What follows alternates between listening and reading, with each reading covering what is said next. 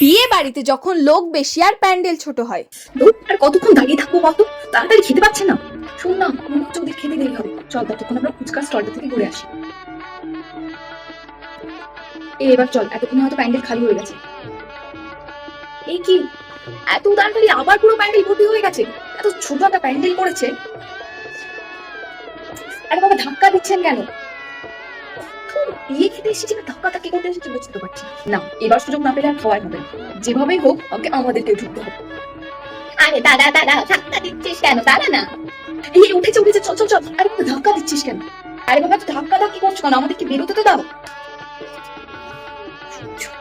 আরে ঠাকুমা, শোনো না।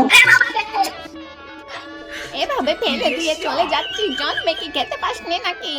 তুমি আমায় তোলো একটু। ওই গো এসো, আপনি একা উঠুন। জানিস তো, তখন ধাক্কা ধাক্কি করে ঢুকতে গিয়ে একটা মেয়ের হাতে থাকা তরকারি আমার ড্রেসে লেগে গেছে।